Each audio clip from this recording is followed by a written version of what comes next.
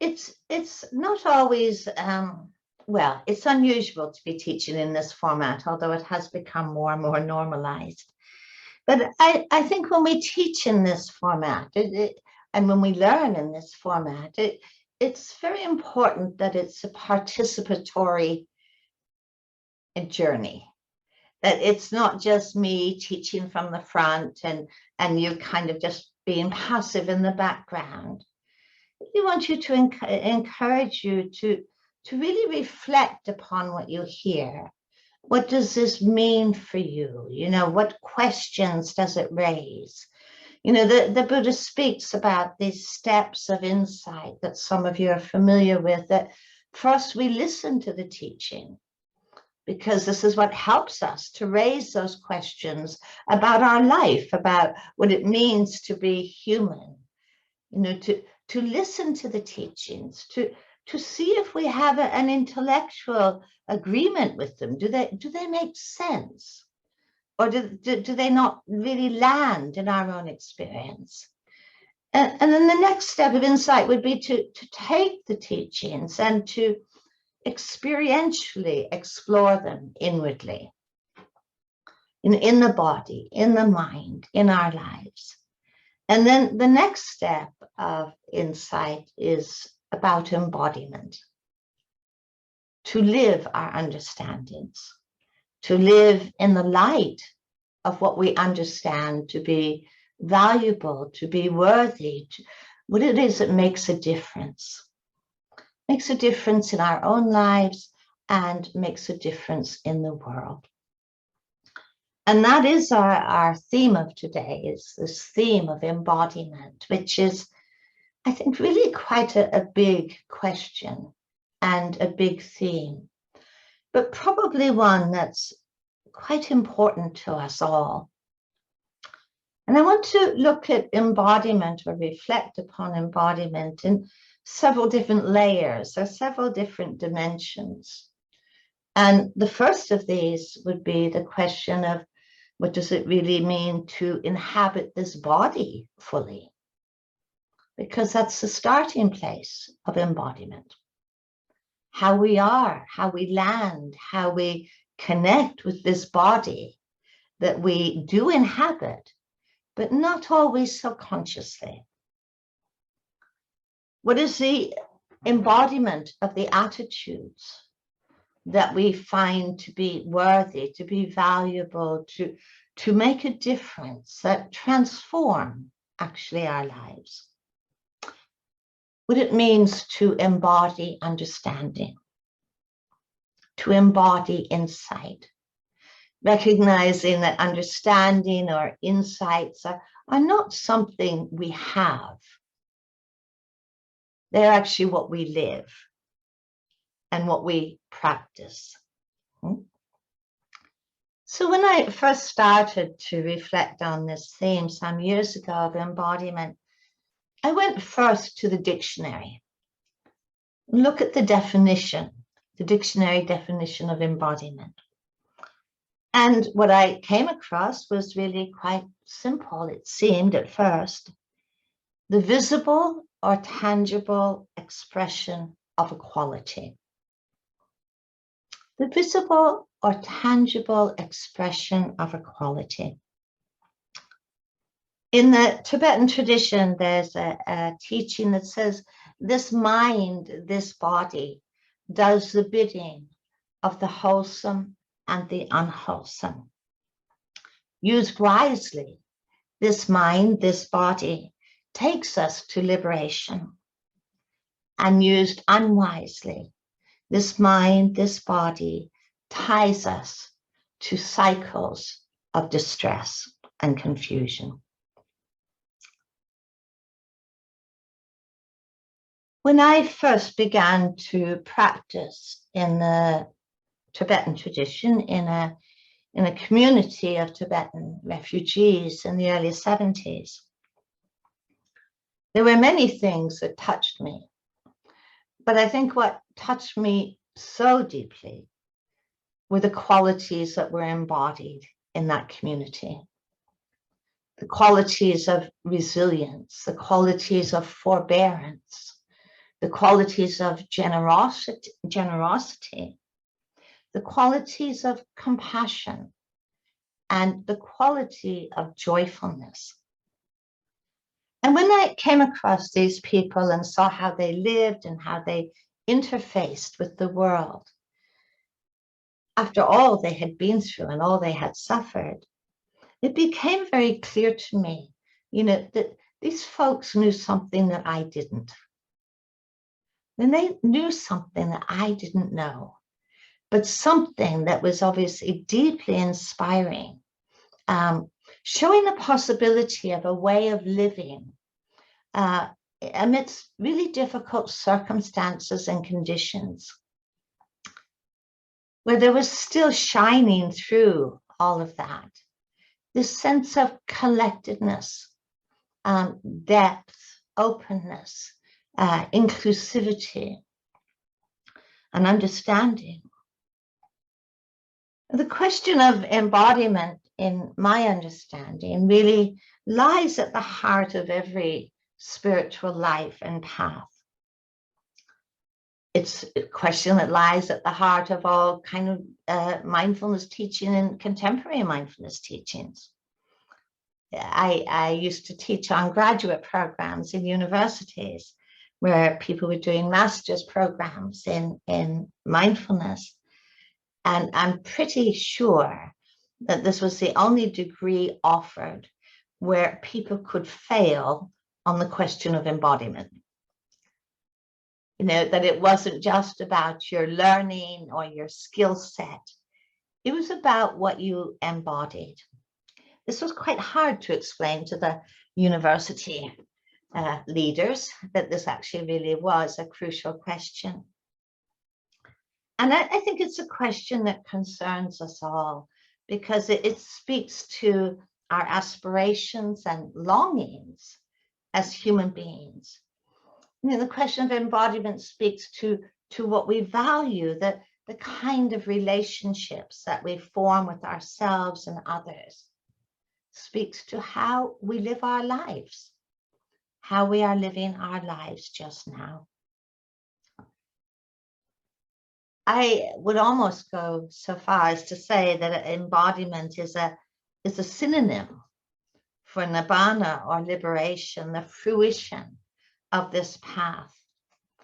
And I think embodiment for me has another definition too. It's really about the seamlessness of our intentions, our understandings, our values, and their manifestation in every area of our lives. It's about the seamlessness of all of that, really shaping how we live, how we think, how we speak. It's a high bar, This is not an easy thing for us to find, that seamlessness between our intentions, our values, our understandings, and how we speak, and the choices we make, and the acts we engage in. And then the reality is that in every moment of our lives, we embody something. Right now, we are all embodying something. We embody something in our thoughts, in our words, and in our acts.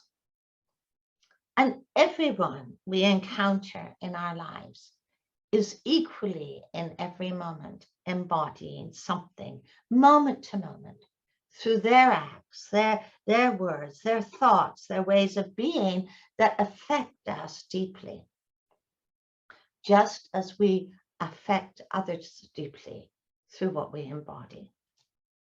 I think that the people we most admire for their capacity to affect change in this life, in this world, the people that we admire for their commitments are people who embody their deepest, most noble intentions and values. People who are undiverted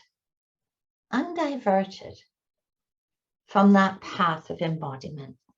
I think we're inspired by people like Mandela or Dalai Lama, because of their embodiment, because they exemplify the courage and the kindness and the compassion the perseverance that they value in themselves and others. We admire and I think are inspired by the congruence between the values they embrace and the words and the acts that express them. I think we'd be quite surprised and disappointed if the Dalai Lama emerged one morning suddenly encouraging violence or hatred, or, if Mandela had chosen a different path of harm.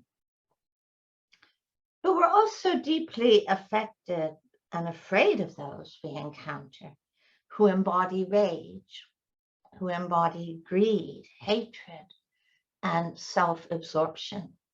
We are not immune, we are not invulnerable to those imprints. We feel the impact of the words and acts that are born of hatred or born of ill will or born of agitation. We feel the impact through the words and the acts and the kind of footprint that those words and acts leave in our lives and on the world. I think for any of us who are really dedicated to understanding what it means to live an awakened and conscious life, then the quality of embodiment really matters. And we see that there are two dimensions to living an awakened life.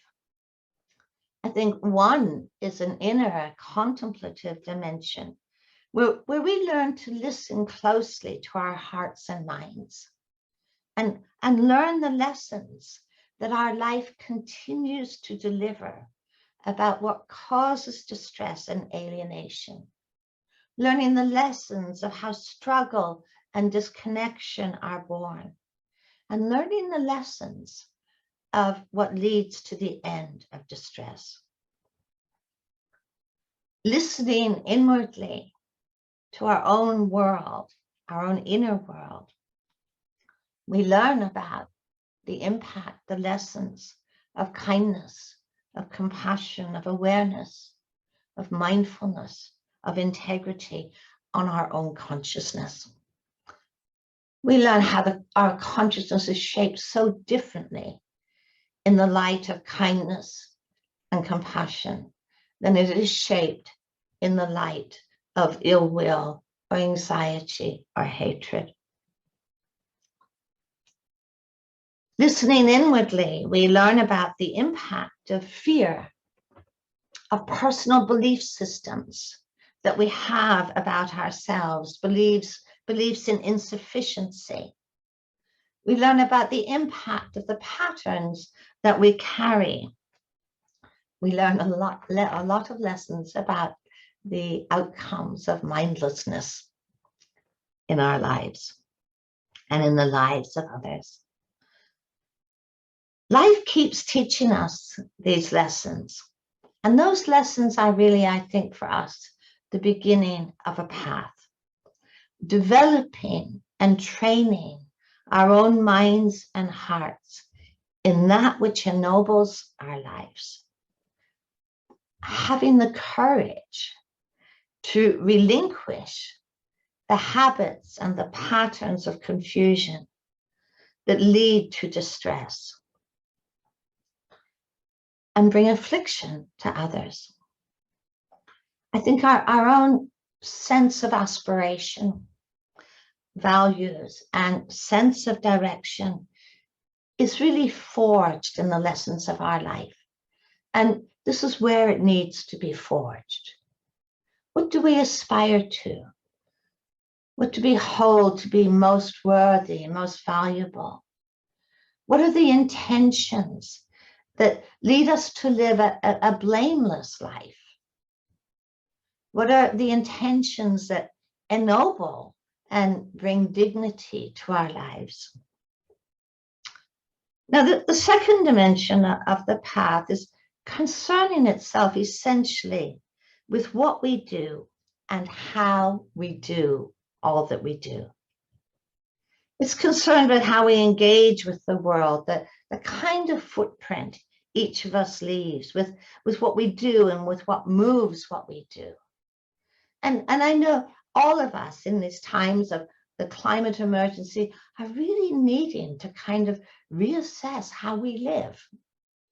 You know, what do we need? What is essential? What is inessential? What are the small gestures of care that make a difference? And then the second dimension is concerned with how we engage with the world, the kind of footprint we leave, with our thoughts and words and acts that splinter into thousands of consequences, many of which we do not even see. This second dimension of the path is concerned with how we live this life we have, how we live with those we love and care for, how we live with those that we struggle with, and how we live with the many beings that we don't even see. It's a dimension of the path that is truly concerned with embodiment, recognizing that in every moment of our day, whether silent or speaking, whether acting or still, whether we're alone or together with others, we are always practicing something. We are always embodying something. This is the dimension of the path where we learn a lot about healing dissonance. Healing dissonance. Practicing exemplification rather than fragmentation. Reflecting on the ways our lives are lived in the light of our deepest values and aspirations. It's a dimension of the path that's concerned with developing a quality of congruence between our understanding, our values and aspirations, and then how we live them, how we speak them, how we interface with the world. It's so easy to be forgetful, isn't it? You know, it's so easy to become almost a kind of amnesia, that often our deepest values get swept away in the kind of, surges of patterns or surges of reactivity, how we become forgetful. And yet, as we become more awake, those moments of forgetfulness, we actually see them. We actually know them. This is something to be healed. I think we all know the value of integrity, of honesty and generosity, and how we exemplify all of those. We know the values of kindness, compassion, empathy, and how they can be manifested in our thoughts, our words, our actions. We know from our life experience the ways in which self-centeredness or grasping, obsession, causes only confusion and struggle. It raises a question, do we consciously act and live and think in accordance with that understanding, with a commitment to unbinding? These two dimensions of the path, the inner contemplative, listening, questioning dimension, and the expressive engagement dimension, these two dimensions of the path are not hierarchical. I would suggest we don't have to wait until we're fully awakened and fully compassionate and fully generous before we begin to live in the light of our deepest aspirations and understandings. Knowing that life is ungraspable, changing, and uncertain. We don't have to wait for the moment that all ill will has vanished before we begin to live with a commitment to kindness and generosity. I think inner development and embodiment go hand in hand. It's interesting how in the Buddhist tradition, that how the whole process of transformation is approached. Because the Buddha is not that concerned with how we feel. The Buddha was deeply concerned with what we do. And so you'll see in the Buddhist tradition, there are many, many behavioral guidelines for living together harmoniously. You know, we have the ethical guidelines, you know, of you know, speaking, you know, of generosity, of not taking, of speaking truthfully, of not harming. It's actually all about not harming. We have the ethical guidelines, you know, and they're not rules, you know, they're not sort of these blank rules to observe. But what the Buddha suggested is that if you put these ethical guidelines in place, these guidelines of non-harming, that no matter, you might not feel them, but if you commit to them, they will change how you feel. They will change how you feel. Because you will begin to see experientially their value and their imprint. And he also said sometimes it happens, you know, that there's an inner transformation, a deepening of understanding in kindness and compassion, and that will emerge and be manifested in how we live and engage. But it's this twofold process, this inward and outer process of change. We would, I think, wish to live an embodied life, a life where there is this seamlessness between our values and understandings and the ways that we think, act, and speak. And I feel that there's a humility in recognizing that embodiment is a path. It is a journey. And sometimes it's really a challenge. It's so important that we don't sort of engage in magical thinking to believe that we just need to sit more or do more retreats, you know, and then we're going to get to that place of, you know, real embodiment and seamlessness.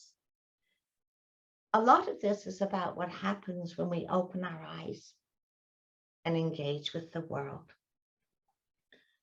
And the Buddha never just spoke about meditation practice. The Buddha always spoke about a path of living an awakened life. And again, it's so important not to put that in capital letters, you know, that's somewhere in the future, that's somewhere distant. You know, it's about now, about how awakened our life feels just now. I think that for many of us, this question of embodiment is a challenging and sometimes even a deeply troubling question. You know, if you travel on the underground in London, you know, you hear the voice that comes over that says, mind the gaps, mind the gaps. You know, you see it written on the platforms, mind the gaps. And we can be, and there's, you know, there's a value in this, because if you don't mind the gaps, you're going to fall down the gap. No? But we can be so painfully aware of the gaps and places of dissonance that feel very real and present in our lives. I've heard people say they thought that they were much happier before they began to practice. And why is that? And I think it's because we become so much more attuned and sensitive to those gaps, and they disturb us. But that's not a negative disturbance, you know? I think this is a disturbance to welcome when we see the gaps, because this is our classroom. This is our curriculum. We can be painfully aware of the places of dissonance, real and present in our lives. We deeply value kindness, and yet, isn't it true that thoughts of ill will and judgment arise?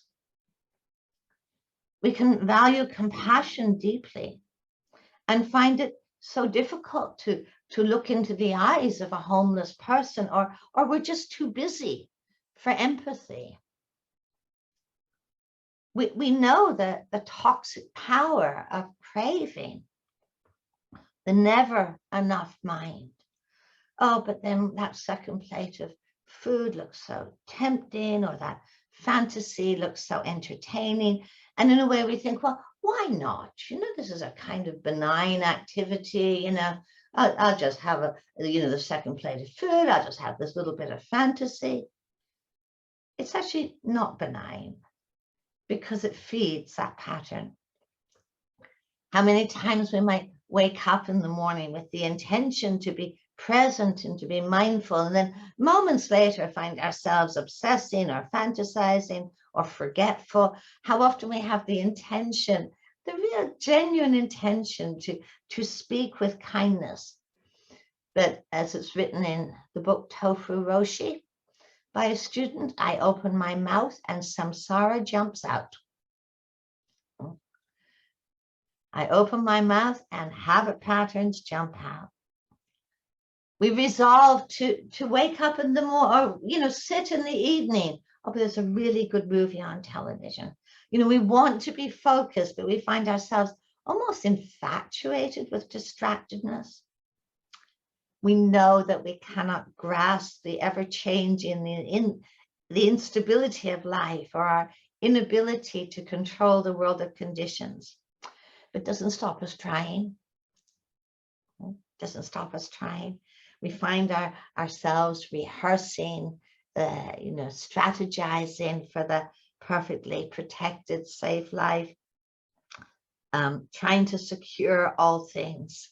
I remember years ago when we took out a mortgage and I had to buy life insurance, and this insurance salesman came to my house, and I sat really quite astounded as he went through this long list of all of the disasters that could befall me in my life.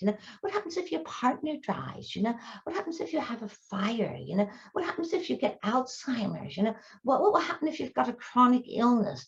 And it is going on and on this list of disasters. He says, but you can insure yourself against all of this. You can insure yourself against all of this. It's a kind of fantasy world, isn't it? Even though it's uncomfortable, I think there's something quite valuable about, and real and honest and human, about reflecting on the areas of dissonance in our lives and our reactions to that awareness. Where are the gaps?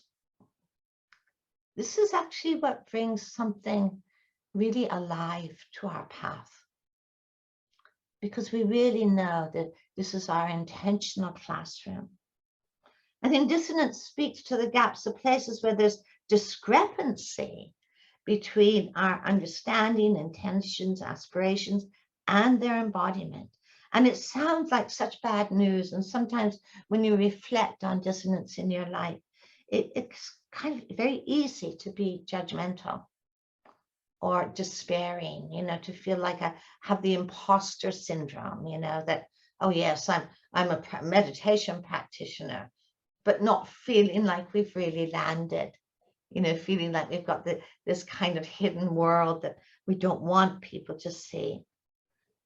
I think sometimes when we become more aware of dissonance, it's easy to have a sense of failure or impossibility. But it's not actually bad news.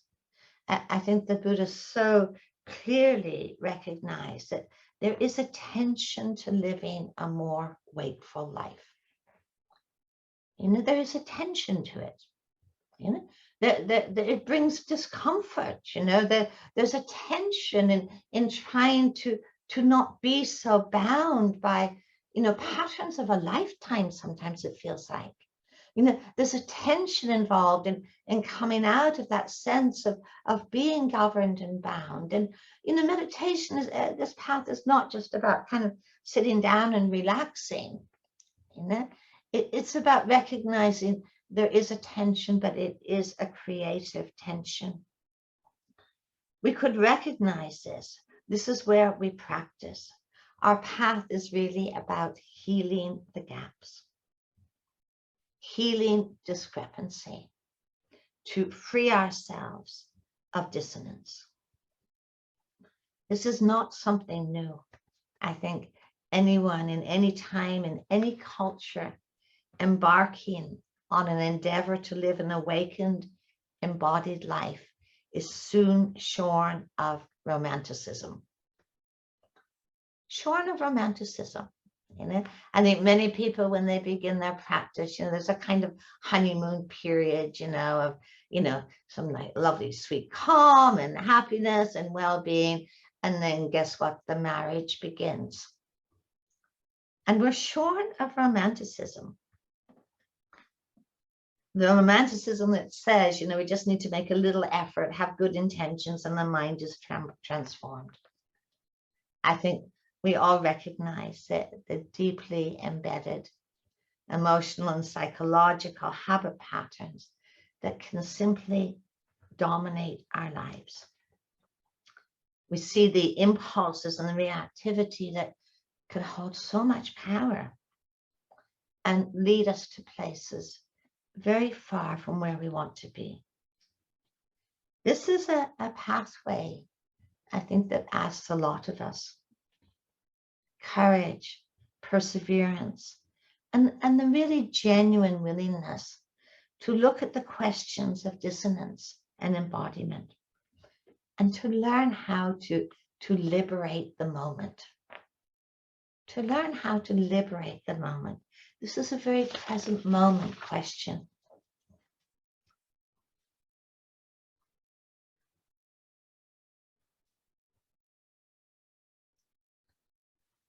Actually, I just want to take a moment to pause there. Does anyone have any questions or they want to raise at this point before I go into this next piece? If you just use your raised hand feature and we can spot you.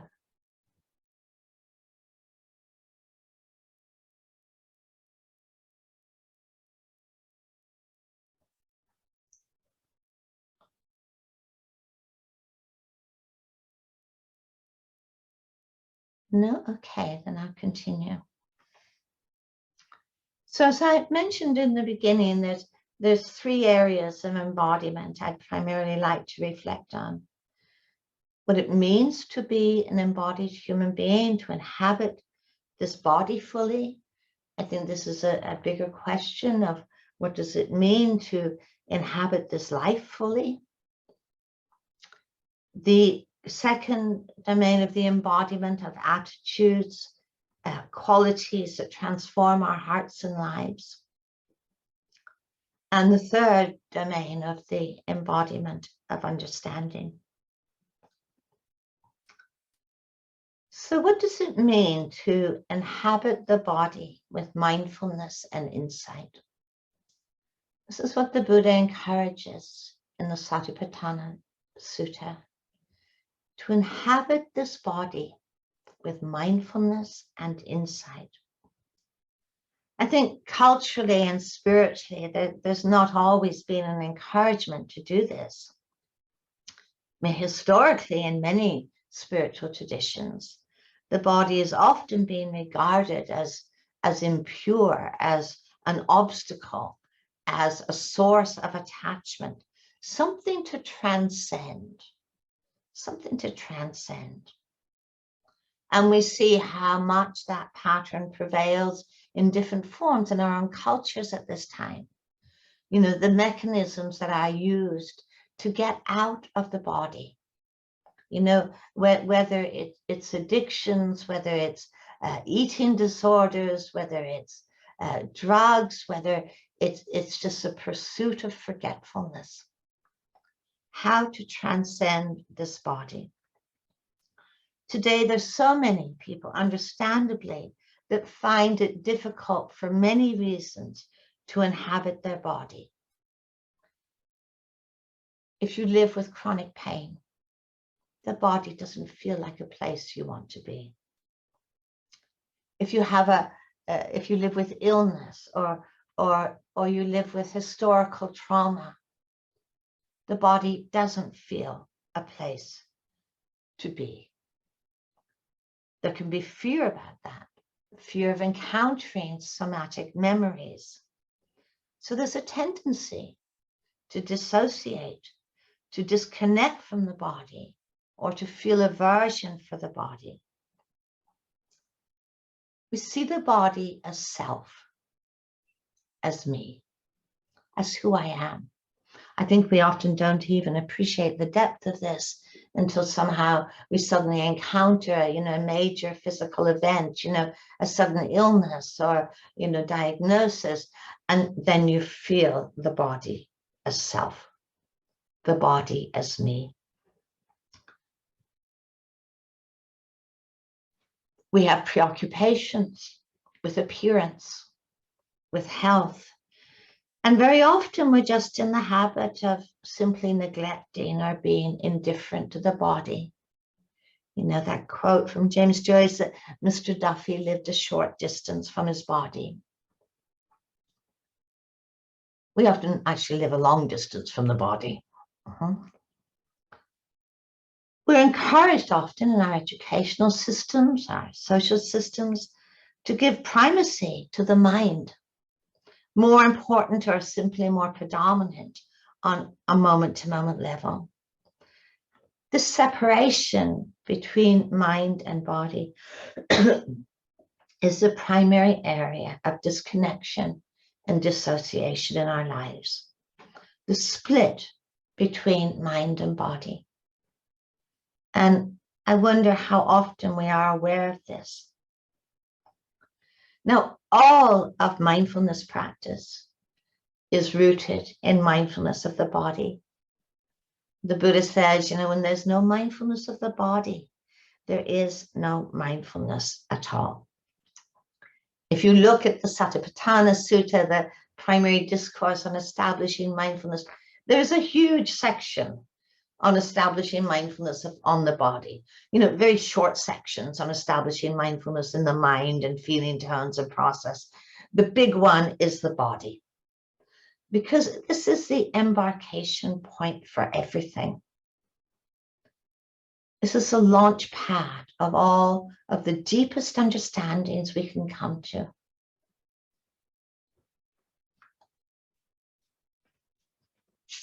The separation and disconnection, the fracture between mind and body is inevitably a separation from this present moment. That separation actually is an open door to the arising of impulse and habit. So the open door to the arising of impulse and unhelpful habits. When we don't inhabit this body fully, we rarely inhabit this moment or this life fully as it is. And what causes that disconnection? What causes that fracture? And I think this is so important to check this out for ourselves. What is happening in those moments when we begin to sense that fracturing between mind and body? Sometimes we're just forgetful. Sometimes we're too busy. Sometimes we're just lost in thought or obsession or planning or rumination. When emotional and psychological impulses dominate consciousness, how often you see the body simply disappearing from awareness. The body's consciousness has just faded into the background when predominant mind states or emotions are foregrounded. We get lost in our mental states and all their contents. I think mindfulness of the body, our somatic experience, it's not just about developing a moment-to-moment awareness of sensation. There are so many meditation styles that are geared towards establishing mindfulness in the body. And, in the early years of my practice, I trained in one of those styles, where, there was a lot of body sweeping going on. And, I was really good at this. I hit all the markers. I was a great body sweeper, I could have got an A star in this. And it came to me at some point that I actually wasn't learning anything anymore. What was I learning? I was great technically, I had some lovely experiences, but what was I learning? It's not just about developing a moment-to-moment awareness of sensation. It's about what is being learned. You know, the Buddha said that everything that there is to be understood will be understood within the length of this body. Walt Whitman wrote that everything we have ever done, everything we do, everything we will do, we do within this body. What we see when we establish mindfulness of the body is that there's a kind of landing. You know, there's a returning from the realms of fantasy, obsession, rumination, planning. We come to the body and there's a quality of landing, of returning. And it's always a present moment experience. In this moment just now, I am not having yesterday's headache. I'm not having tomorrow's toothache. It's always right now. This present moment recollection. And as the Buddha encouraged, whether standing or sitting, whether walking or lying down, whether coming or going, establishing mindfulness in the body. Personally, I'm a big fan of the coming and going. You know, I consider these the in-between moments. The in-between moments, you know. If you think about being on retreat, you know, you sit and you walk. What about the in-between moments? You know, your lunch times or the transitions from one posture to another. You know, the in-between moments, the coming or going. And we really so much sense the challenge of this, don't we? And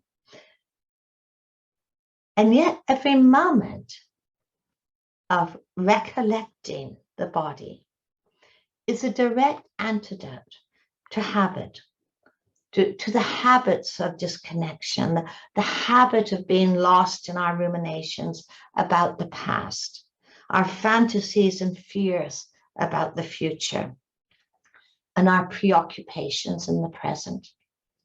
The Buddha referred to this as the one fortunate attachment. The one fortunate attachment. When he was once asked, you know, why are your nuns and monks so radiant? He says it's because they're not leaning backwards into the past, into what has already gone by, because they're not leaning forward into the future, into what is yet to come, and because they're not lost in preoccupations in the present. And this is why they are so radiant. I think, you know, my sense is that every moment that we return to the body, we're learning to soften. I think we're learning to undo some of the most powerful habit patterns of our lives that lead too often, I think, to confusion, struggle, to creating and recreating patterns of psychological and emotional pain. What else are we learning within the body? Learning to be present in the body teaches us much about this interrelated mind-body process. And the big word here is process or process. As we learn to embody the body more fully, we come to see how transparent the divide is between mind, heart, and felt somatic experience. Mind and body are constantly sending signals to each other and shaping each other. You know, if the mind is dull, you know, the body's collapsing, and the body collapsing is making the mind more heavy. You know, if emotionally we feel very, very sad, you know, the body again begins to sort of shrivel and shrink, and that sends messages back to the mind. If we're angry, think of that one. What that does to the body, the tightening, the contracting, the tension, and how that in turn is feeding the anger. Think about when we're anxious and our shoulders raise and the body starts to become more defended, and how that sends messages back to the mood of anxiety, strengthening and reinforcing it. Mindfulness of the body, we begin to read our emotional, psychological patterns within this body. We begin to sense the body of sadness, or the body of despair, or the body of anger, or the body of anxiety. And we're taking the fuel out of that closed feedback loop of mind and body sending signals that reinforce and strengthen patterns of distress. Sensing this body, the mood of the body, the moodedness of the body, we stop, that exchange of signals comes to an end,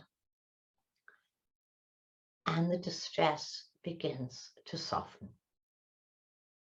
We have a place of refuge, a place of anchoring. And we learn to investigate. And it's very much a movement into the language of process. You know, what does the body of sadness feel like? Oh, it's something that's changing. It has so many different layers. You know, what does the body of anxiety feel like? Well, look, this is anxious over here, but this is not anxious at all. You know, and this is how anxiety is arising. This is how it's impacting. And we move from the language of I am into something else, where we can say that sadness is happening, fear is happening. This is a much more accessible doorway than those thoughts and beliefs that say, you know, I'm angry, or I'm depressed, you know, or I'm anxious. Part of establishing the body, mindfulness in the body, and inhabiting this body fully, which is the starting point of all embodiment, is also mindfulness of how we use our sense doors, our eyes, our ears, our sense of touch, taste, smell, and our mind. And we see how much our mind and emotional states are giving, how our mind and emotional states are determining how we use our sense doors. You know, if the mind is very agitated, the sense doors get very busy, don't they? You know, we're looking, we're on alert, we're hyper vigilant. If the mind is feeling very, very kind of insufficient or lacking, how we use our eyes almost like a kind of appetite of a hunger. You know, what can I make contact with that's going to excite me or satisfy me? These sense doors can be vehicles of discontent, vehicles of lack, vehicles of insufficiency that are prowling the world looking for relief. These same sense doors can be vehicles of compassion and sensitivity and appreciation.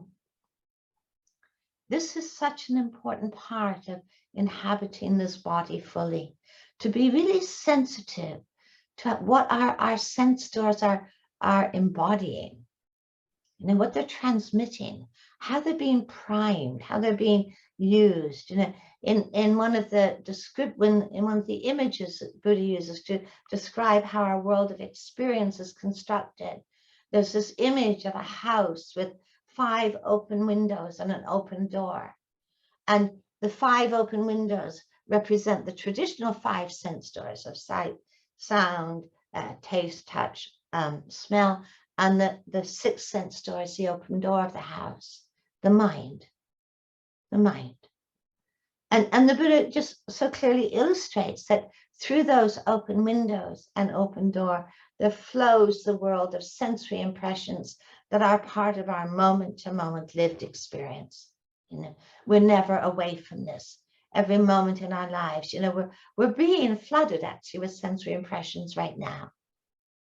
And they flood in through the sense doors. And flooding out through the sense doors is our world of response, or our world of reactivity. Flowing in is the bare sensory material, and flowing out can be all of our habit patterns, or flowing out can also be our compassion, kindness, mindfulness, appreciation. And what the Buddha suggested, of course, is that we seat mindfulness on the windowsills and the doorsill, both as a way of protecting our own hearts and minds, that we don't feel flooded or swamped or overwhelmed, that we know a level of circumspection, a level of carefulness that protects the well-being of our heart and mind. But seating mindfulness on the windowsill and the doorsill is also a way of protecting the world, of guarding the world, so that what flows out is not that which undermines well-being or creates harm, but that what flows out really contributes to well-being.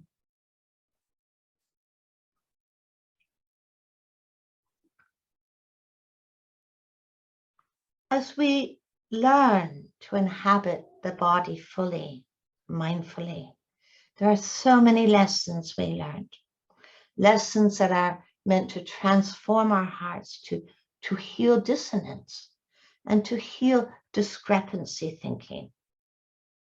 You know, that this gap, this very primary gap between how things are and how we think they should be. You know, that gap between how things are and how we think they should be, that gap is an ocean of tears. It's an ocean of tears, but it's a gap we can encounter so frequently in our lives. How other people should be, how we should be, how our bodies should be, how life should be. It's so easy to get lost in those shoulds, and it's almost like a kind of self-inflicted wound. I think learning to contemplate the body as the body is the doorway to understanding that the first of the noble or ennobling truths, the universal law central to all of our lives, dukkha, that I would translate as vulnerability. I would not translate it as suffering, because we certainly do have periods of great suffering in our life, and we also know sometimes that suffering comes to an end. Whereas vulnerability is simply, I prefer that translation because it points to something that's just part of being human. It's just part of being human. You know, as human beings, we are vulnerable to the pain of pain, you know, illness, sickness. Vulnerability, and dukkha is concerned with our willingness to embrace our mortality. We are born, and our lives and all of life follows a certain trajectory, doesn't it, towards our death. And in between those 2 points, we're all going to have our own measure of frailty, of illness, of loss, and unwelcome change. We know this. We know this. We see this written within our own bodies. We see this written on all the bodies around us, those that we love and those that we struggle with, and the many we don't know. But it's one of our primary areas of dissonance and disassociation. To know this and not want to know it. When the Buddha speaks about avidya or ignorance, he doesn't speak about this as a judgment or a lack of knowledge or a personal insult. The Buddha speaks about ignorance as just not knowing how things actually are. But he says there's another part of ignorance, which is not wanting to know. And sometimes it feels to me that second part of not wanting to know is so central to perpetuating pain, to perpetuating distress. We know about the vulnerability of this body, and sometimes we want to pretend it's not so.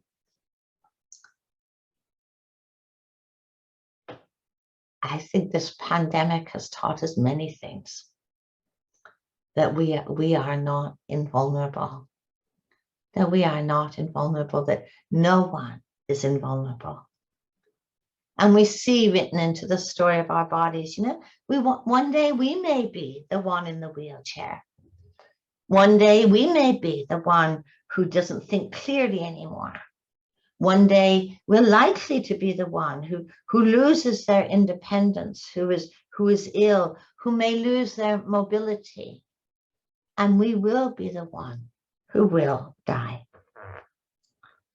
It's a simple truth that inhabiting the body guides us to learn. And yet sometimes it's a truth that we resist with such ferocity.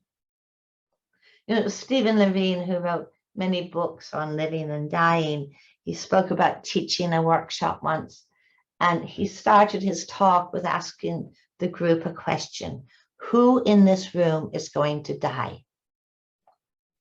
And he said it took really a long time before anybody raised their hand. That we can look around us and say, oh, you are. I am.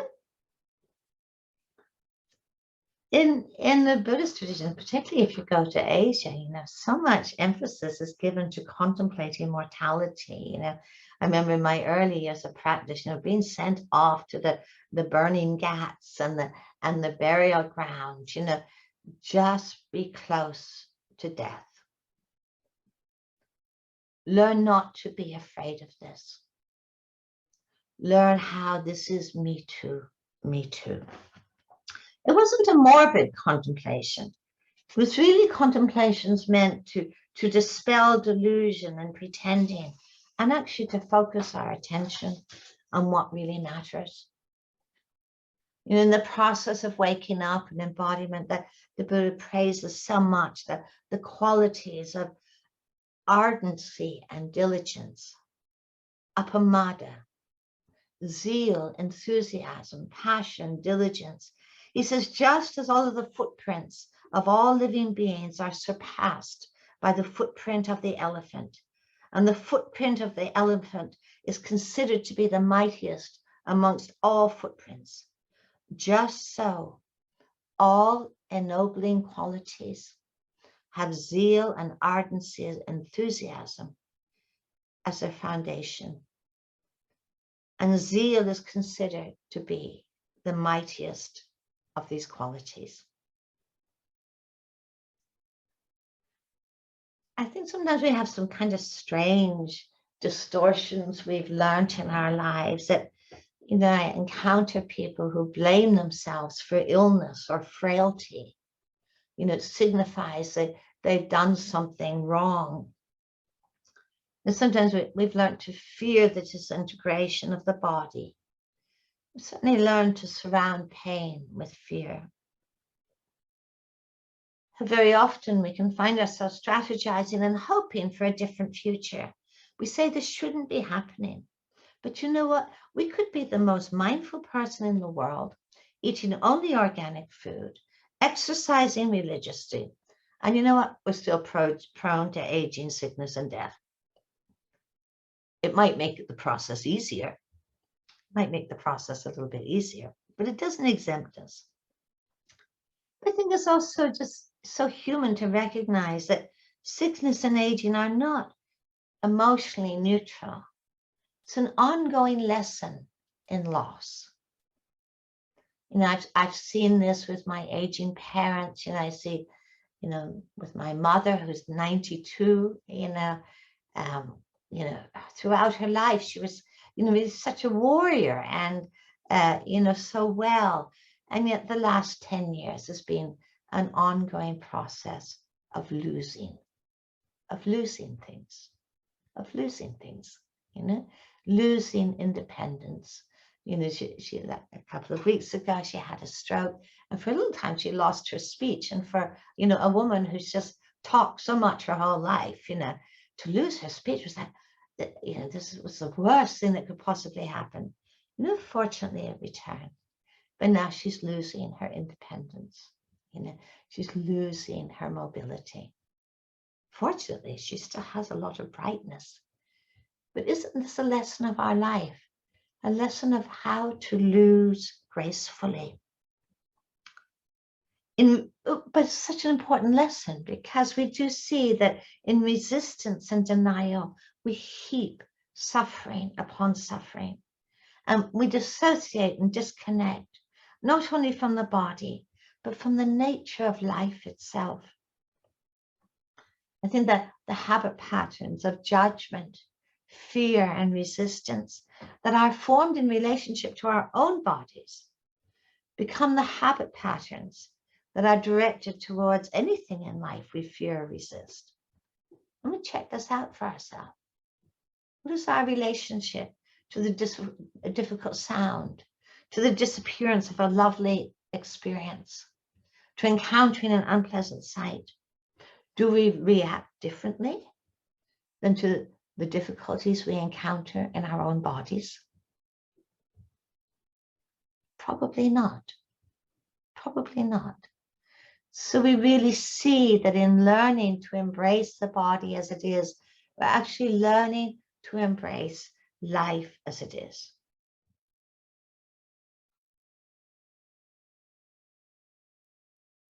Okay, so just a little bit more to say on this first dimension of embodiment, to inhabit this body fully, to integrate mind, body, and present moment.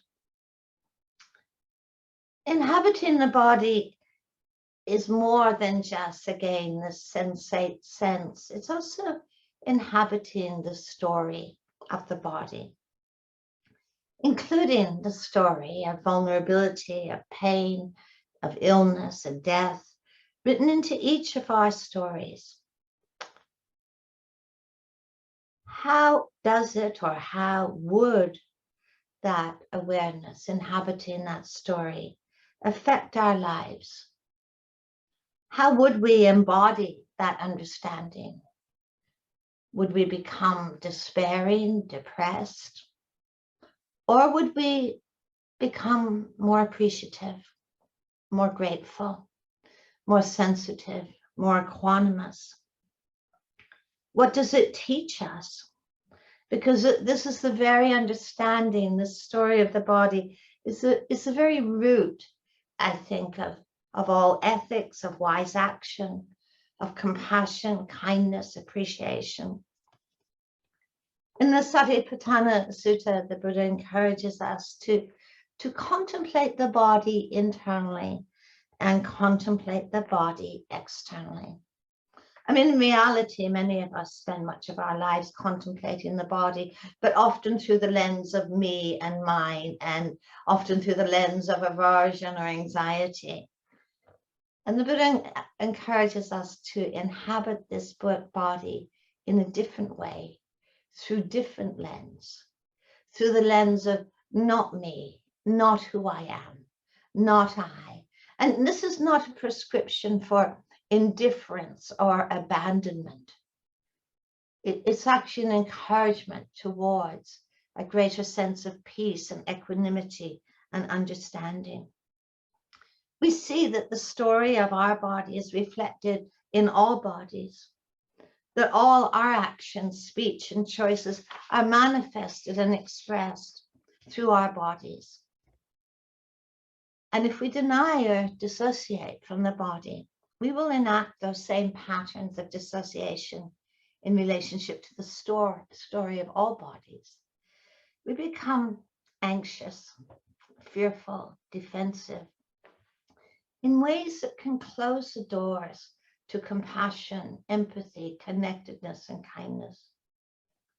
I feel that appreciating and embodying our mortality and the mortality of all beings means that everything matters.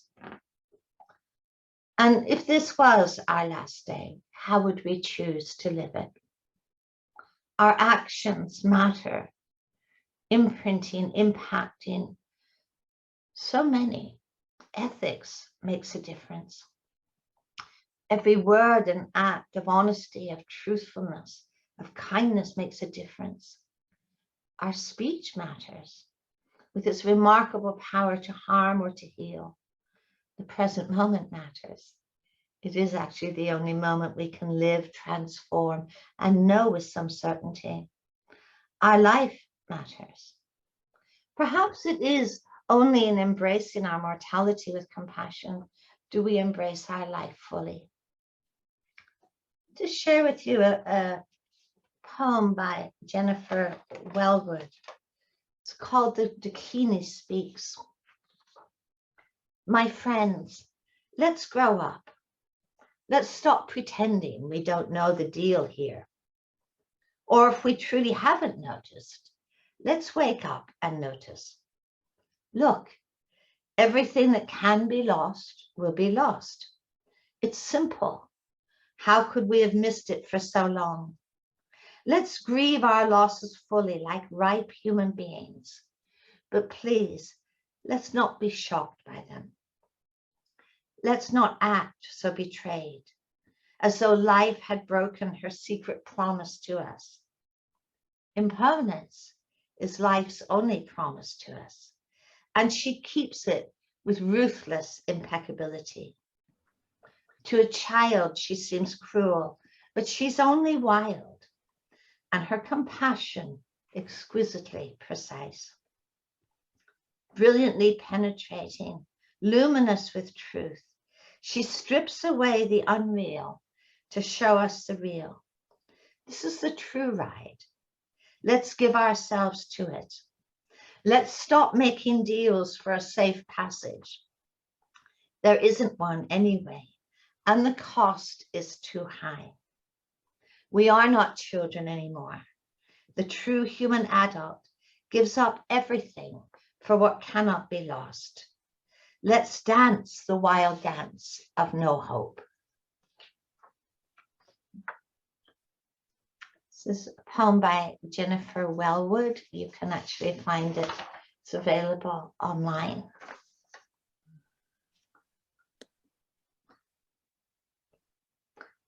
It speaks to this second universal lesson we learn within the body. It's about change and process and the world of conditions.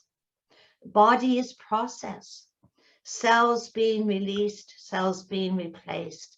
Change is happening. Have we noticed? Have we noticed? Dependent on the conditions of our life, our health can turn to illness in a moment. Strength can turn to frailty, and frailty back to strength. And youth certainly turns to aging. It's a simple truth. Remember years ago when I was having a lot of dental work done, I asked my dentist, I said, what's going on here? You know, why are my teeth falling apart? He says, your teeth thinks your body should be dead. This is a dentist with a sense of humor. And I thought, oh, it's probably true. It's probably true. Studying the body carefully, we see that nothing is static or standing still. We have an appearance of a body that camouflages the reality of change. We know this intellectually. As an embodied understanding, it is challenging. It is challenging. We know how little we are in control of those changes. This last 2 years has certainly shown us that. We can't decide to have only pleasant experiences in the body. We can't decide to have only health and youth, stamina and energy. The body has a life of its own, constantly influenced by the world of conditions. And of course, we contribute to that world of conditions. But it can be hard for us to accept. We see this internally, we see it externally in the loss of those that we love, the pain in those that we love that we cannot take away. That we cannot take away. That is really difficult. I know when my grandson was very ill with COVID, and you know, we weren't able to go and care for him or help him, you know, it was such a moment to say, you know, I'm not in control of this world of conditions. You know, to be as fully present, loving as possible, but to know that we could not take that pain away. It's a simple truth. It's not negative, not positive. It's just the way things are. And certainly in contemplating this body, we learn to question the idea of ownership of the body. The body is me. If I was the body, or the body belonged to me, or the body was who I am, I would be doing a much better job than I'm doing. You know, if I was in control of all of this, I would really be doing a much better job. 30 years old is the age when a person looks in the mirror and begins to see their mother or father looking back. You know, 40 is the average age when most people begin to live with an illness that doesn't go away. We see in relationship to the body how much pain and sadness can be borne, not only the uncontrollable changes that happen, but through our reaction to them. And the forerunner of those reactions is that this is me. This belongs to me. This is who I am. You know, the Buddha so much encouraged this contemplation of, this is not me. This is not mine. This does not belong to me. And again, it's not a prescription for indifference or abandonment. It's a prescription for bringing distress to an end.